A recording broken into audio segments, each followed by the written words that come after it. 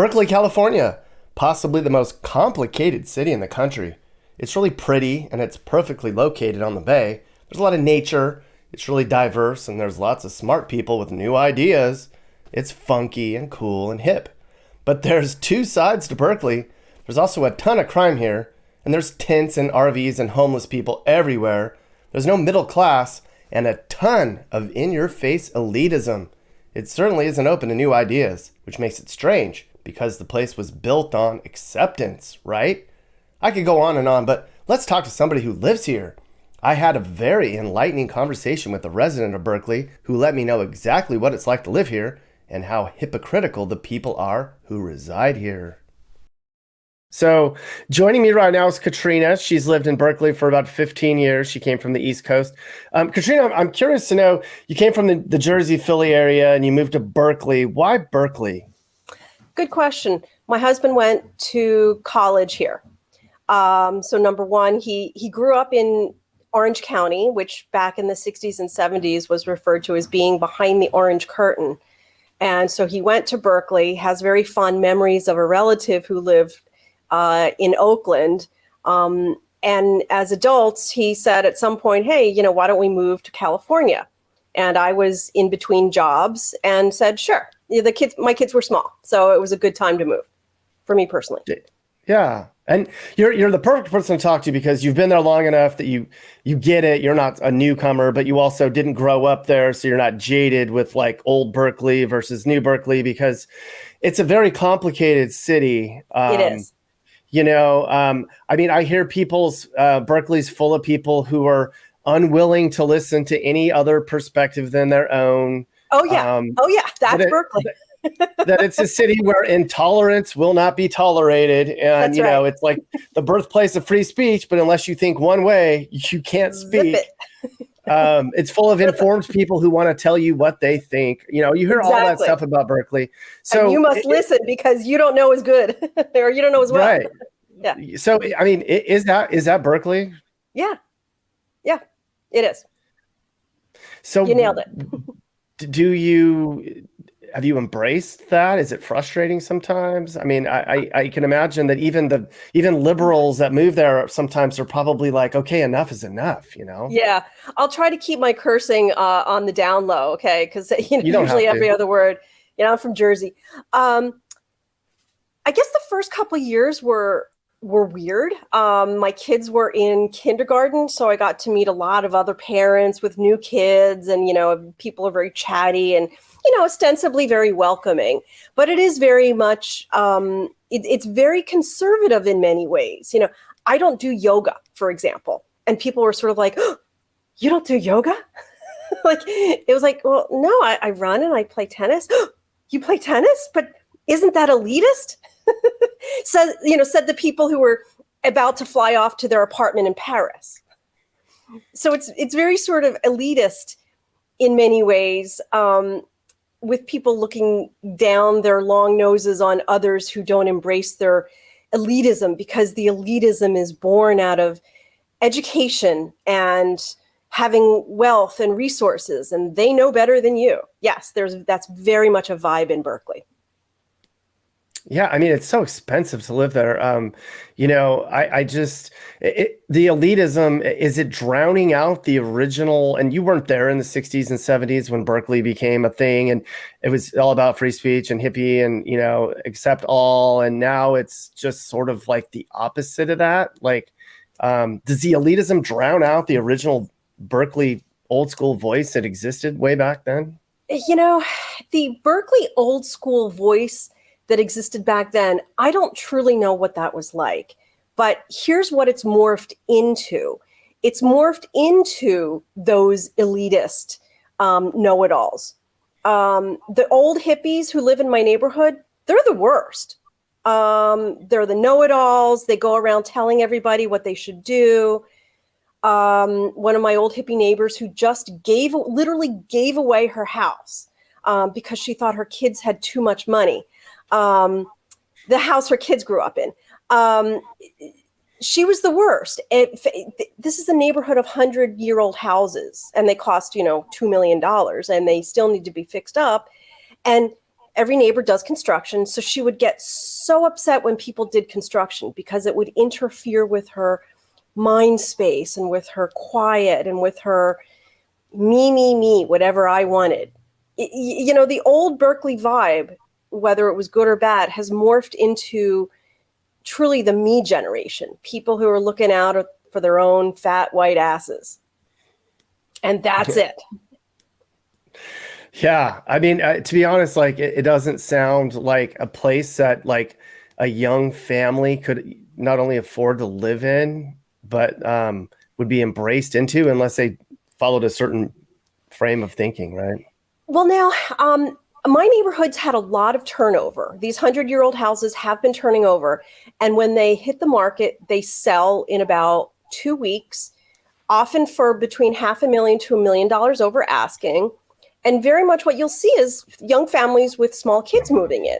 I see it a lot. And I think it's wonderful. They bring, they paint their houses, they maintain. The old hippies don't maintain at all. And I think it's the tech money. And I think it's also a bit of inherited money. People whose parents can buy them houses. And so it's still, it's becoming a little bit more of, I think, just what you see in other sort of standard, coastal elite towns where people who have really high paying jobs or inherited wealth can afford to move. And, there's still a vibe of liberalism. But a lot of the couples moving in tend to be straight with kids. You do have a fair amount of, gay and lesbian couples or couples with open relationships and, things like that. So it's not just all, linear. But I think that it is hard for, if you don't have $2 million to spend on a house, you're not moving in. That's the rough cut. And who has that kind of money? I don't. Yeah. Yeah. I mean, it sounds like Berkeley used to be a place that, you could be carefree and, F the man, but now it seems like it's a really stressful place where, how can you go protest downtown and stick up for human rights when you have to go sit in a chair all day long to pay the bills so you can afford to live there? The secret is that there's a lot of inherited wealth here. A lot of it. The 50-year-old men on their long skateboards who are skateboarding home from their country clubs, yeah, that's inherited wealth. Yeah. Like, do you think that a lot of the activism and progressiveness of that people show in Berkeley is like, do they really believe it, or are they just trying to be cool and fit in? See, that's a great question. The protests that you see that make nationwide news, those folks don't live in Berkeley. They can't afford a $2 million house if you're a bomb-throwing anarchist, honestly. It has a really great physical space to hear the protests. For example, when both my kids are in college, when the older one was in high school, many of the Antifa protests were going on literally across the street from her high school. And when she got to college, she read about these Antifa protests and she's like, wait, this is my high school, all over again. Those folks don't live in Berkeley. They come into Berkeley to protest and then they skedaddle home to wherever. So it's a bit of a flashpoint. It's a bit like DC in that way. It's sort of a venue for protests. I think that you get a lot of very well-educated people in Berkeley who tend to skew liberal, but there's a lot of these different liberal voices that you hear. And the weird ones, of course, float to the top. So you have people with good hearts who would like to save the world, and they have the money for it. But they don't realize that not everybody in this world has gone to college. Bernie was huge in Berkeley, get rid of college debt. And then they don't realize that, not everybody goes to college. Not everybody wants to go. And that's okay. And it should be okay. But, there's this sense of horror, sort of like, oh, you didn't go to Yale? Okay, so you didn't go to Yale, but what about, Cal State Northridge? 2/3 of my neighbors, I would say, are doctors, lawyers, licensed licensed professionals or PhDs, some of whom teach at the university. So that's what you're getting in Berkeley. It's, I think, the same that you would find in a Montclair in New Jersey or a Maplewood. I think it's the same that you find in the suburbs of DC, like Bethesda, Chevy Chase, maybe Alexandria, Virginia. Probably the same that you find in the posh suburbs of Chicago and Austin as well. So it's sort of morphing from this, go 60s liberalism into, have you read the book by Paul Fussell called Class? Are you asking me? No. Should I read that book? You should read it. It's a bit outdated. Okay. It's about 40 years old. But at the end, he talks about this class X that sort of fits in between the upper class and the middle class. And it's sort of like the educated people who don't really choose to be part of either the middle class or the upper class. That's Berkeley. David Brooks has written about that as well with his book on Bobos in Paradise from about 20 years ago. Those folks live in Berkeley. And the older hippies that have stayed, the cool hippies moved out. They moved north to Petaluma, or they grow and pick up in Mendocino. It's for some reason all the, not everyone, of course, but it's sort of like the nasty hippies that stayed. Nasty hippies. Is it still Berkeley? I know it had a nickname forever. Everybody call it Berkeley because everybody's kind of zany and weird and alternative. Is it still that bad, or has that changed at all in the 15 years you've been there? The Berkeleyans drive Teslas. Yeah. So maybe they're still Berkeley, but they're driving a Tesla or driving, a new Audi.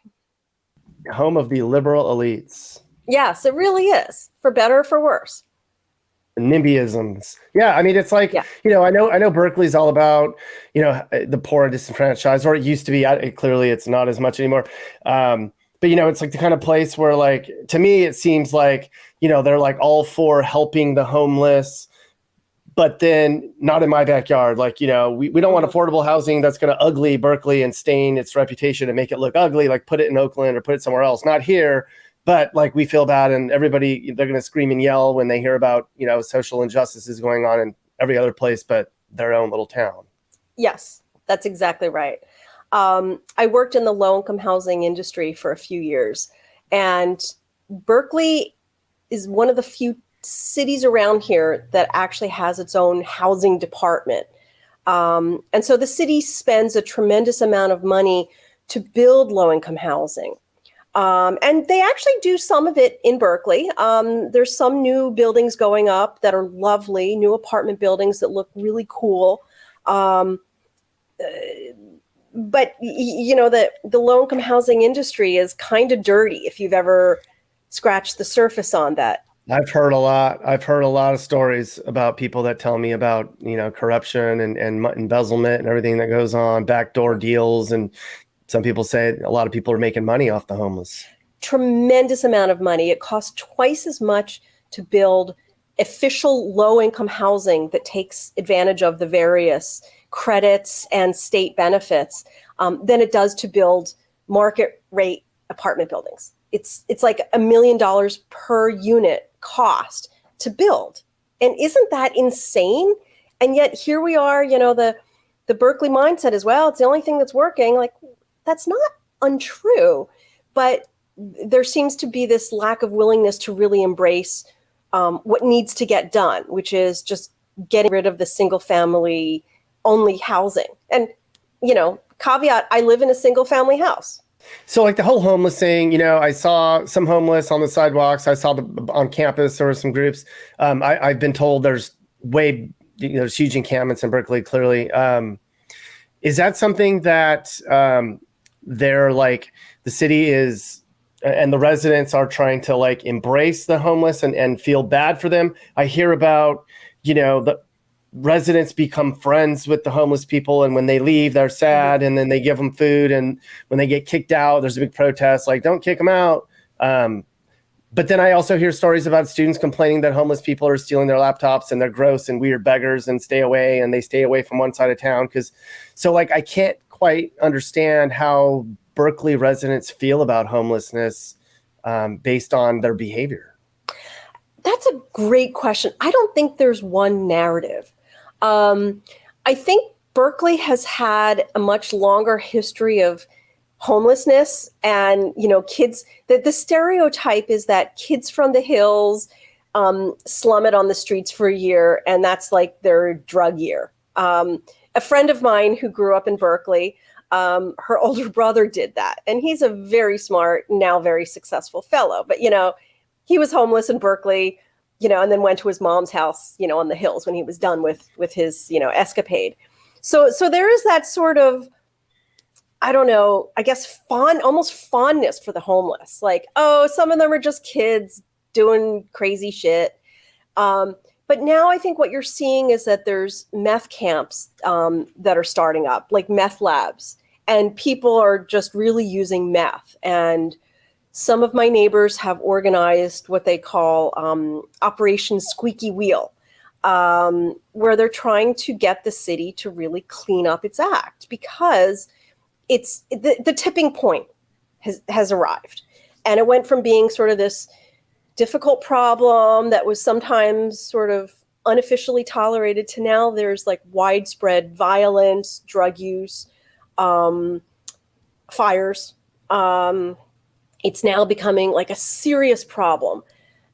I don't, hear people are very compassionate, but again, it's a bigger problem almost than what one little town can resolve. San Francisco is not helping because San Francisco gives homeless people money. And so it becomes a magnet. Berkeley as well becomes a magnet. It doesn't snow here. There's no ice. And in the summers, it's not that hot. So like the weather's pretty temperate. So, it becomes an attraction for people who are from Portland or, other parts of the country where it's not pleasant to live outside. And things like I guess the perfect Berkeley metaphor is the park in the city, in the center of the city, called the People's Park. It used to, yeah, you've heard about it. I saw it, yeah. Okay, yeah. It was like 40 years ago slated for student housing, but it got locked up, called in the National Guard, shooting happened, and now it's considered by many of the old hippies to be sacred land. I'm not making this shit up. It's sacred land to some people because, some unfortunate souls got shot and died there. But it really should be student housing. Here's this nice plot of land adjacent to the university.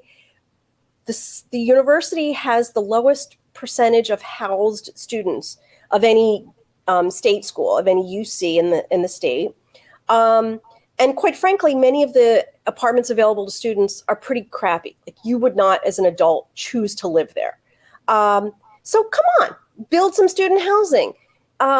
Quit with the veneration of this, made up sacred space, and give it over to the young people who need, student housing. Because if you give students housing, well, that will free up housing for other people. There will be a cascading effect. And that's good for everybody, but you have people who are pushing back. No, how could you possibly build housing on my sacred space? Like, oh, you people are insane. They talk the talk, but they don't walk the walk. Good intentions, poor execution. I got to know. So how many people voted for Trump in Berkeley and were vocally like, hey, I voted for Trump, like not secretly, like in their basement? I have a coworker who I thought had lived in Berkeley, but turns out he lives in El Cerrito. And he is pro-Trump all the way. He's the only person I know who is pro-Trump. Now, I know some political... I know another parent who, lovely people, guy went to Harvard, kids went to school together. He is a Republican strategist. I won't mention his name, but I don't think he's a pro-Trumper. but of course, you've sort of nailed it that the Republicans, the old school Republicans, are very different from the new school Trumpers, aren't they? It's a very different vibe. So Berkeley does have some old school Republicans, you know.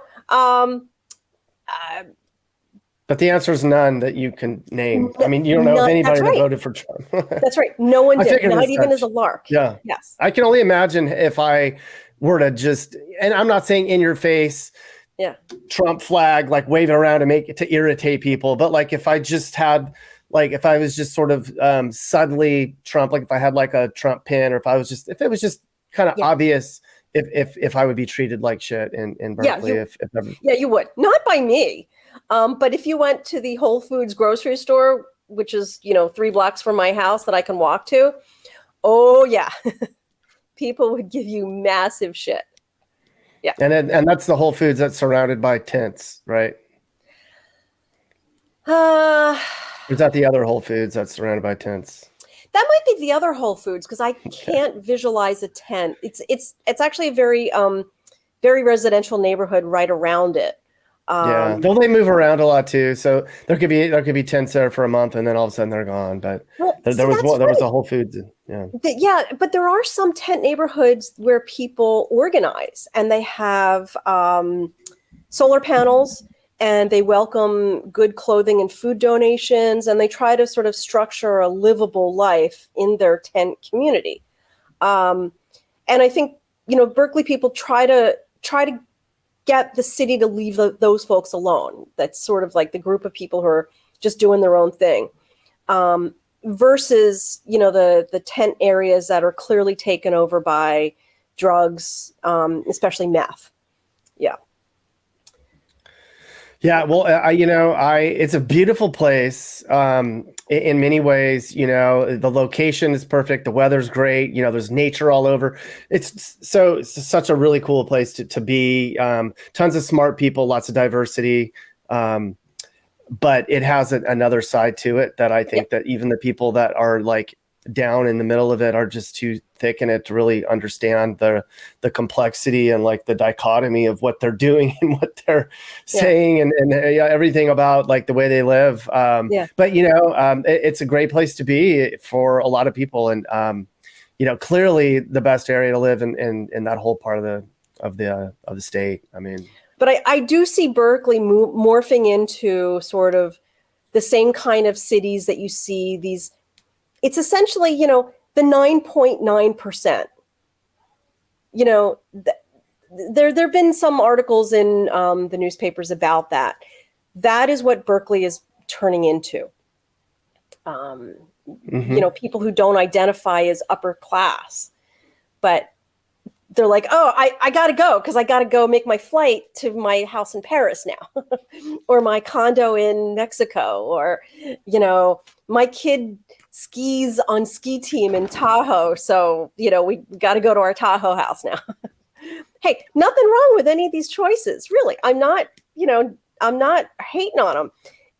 It's a little hard to reconcile the wealth and the education with the poverty and the downside. It's every day. I struggle with it. Yeah. I guess Berkeley might be a little different from some of the other wealthy pockets in that people here do recognize, they do acknowledge that the poverty even exists, and it's not necessarily anybody's fault. And so that's a good thing, I think.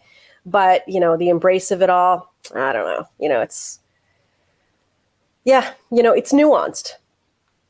And I think a lot of the Berkeley liberals tend to think that anything Republican needs to just be killed right now. It needs to be stopped. Absolutely. I'm like, maybe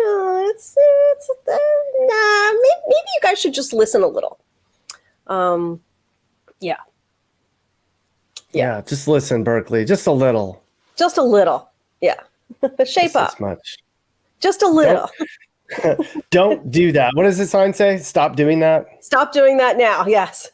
I'll try to find it and take a picture of it for you. Yeah, I can probably find it somewhere on the internet. But if you happen to see it, definitely send me a picture if you go past it. Yeah. I think that's just sums it up right there. That's the Berkeley vibe. Yep.